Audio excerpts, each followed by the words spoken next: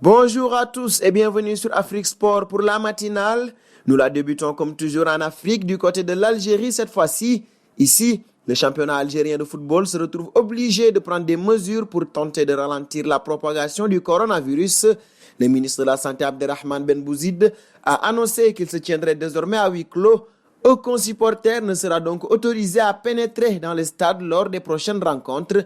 Le match entre l'Algérie et le Zimbabwe est aussi remis en cause. Il se tiendra ou à huis clos ou sera reporté en juillet prochain. Parlant du coronavirus d'ailleurs, l'Olympiakos avait mis en quarantaine ses joueurs dont les Sénégalais Ousseynou Ba et Papabou Cissé. Mais plus de peur que de mal, les deux joueurs sénégalais ont été testés négatifs au coronavirus. Le club grec informe qu'après les examens médicaux requis auxquels tous les membres du personnel de football ainsi que les membres du conseil d'administration et le personnel ont été soumis, tous les tests se sont révélés négatifs pour le virus Covid-19. Un ouf de soulagement pour Ousseynou Ba et Pape Abou Cissé.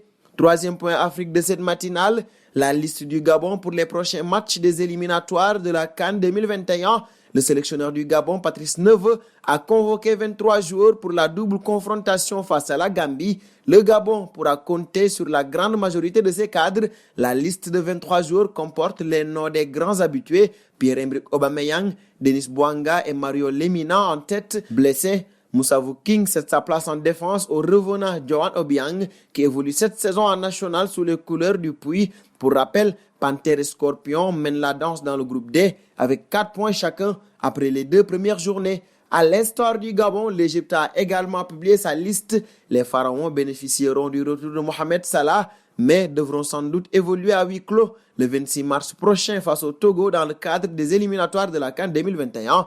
Les autorités gouvernementales ont instauré le huis clos total jusqu'à nouvel ordre pour les rencontres sportives dans le pays. Côté terrain, Hossam El Badri n'a convoqué que 4 expatriés pour cette double confrontation face au Togo, tenu en échec par le Kenya, puis aux Comores. Les Pharaons n'ont plus le temps de traîner face au dernier de ce groupe G, qui s'avère bien plus équilibré qu'attendu.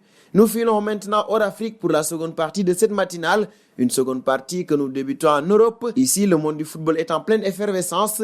En cause, vous l'avez deviné, l'épidémie du coronavirus qui gagne du terrain jour après jour.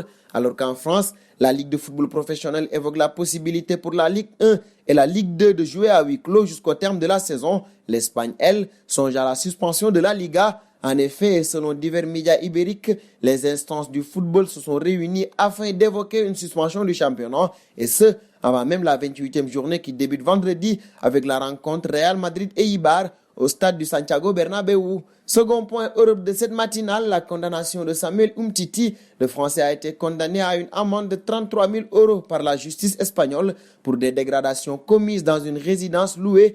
L'international français avait été convoqué au tribunal le 6 février dernier, le jour d'un match de Coupe du Roi entre l'Athletic Bilbao et l'FC Barcelone, pour ainsi s'expliquer sur les différentes dégradations qui avaient été observées lors de l'état des lieux par les propriétaires. Ce jour-là, plusieurs meubles avaient été cassés, les plaques de cuisson étaient brûlées et plus surprenant encore, des morceaux de pelouse manquaient à l'appel, sans compter évidemment un entretien qui laissait à désirer dans la maison. Selon les dernières informations de la Cadena Ser, le Français aurait réglé une partie de l'amende, soit 14 000 € en attendant de verser le second paiement aux propriétaires.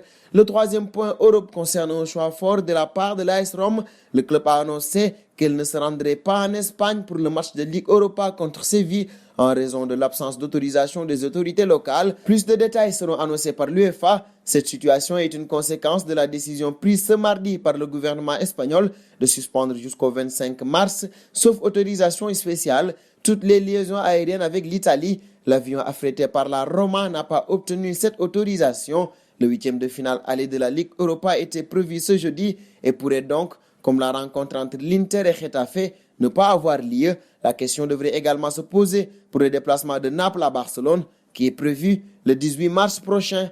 Dernier point de cette matinale, les résultats de la soirée de la Ligue des Champions. Hier, jouaient le PSG et le Borussia Dortmund au moment où Liverpool recevait l'Atlético de Madrid. Battu 2-1 à l'aller, les hommes de Thomas Tuchel devaient l'emporter 1-0 ou avec au moins 2 buts d'écart pour espérer voir l'écart. Un objectif atteint puisqu'ils ont gagné 2-0. Dans l'autre affiche, Liverpool a sombré à domicile. Les Colchoneros se sont imposés 3 buts à 2 à Anfield, portant le score cumulé à 4-2 en leur faveur. Il aura fallu attendre les prolongations et un doublé de Marcos Llorente, puis un but de Morata pour que le sort de cette passionnante confrontation soit scellé. Sadio Mané, Mohamed Salah et compagnie sortent de la compétition au stade des huitièmes de finale en tenant du titre. C'en est fini pour ce journal. Nous vous remercions de l'avoir suivi et vous donnons rendez-vous demain pour une autre matinale. Abonnez-vous sur la chaîne Afrique Sport pour de nouveaux contenus exclusifs de vos sportifs préférés. N'oubliez pas également d'activer la petite cloche pour ne rien rater.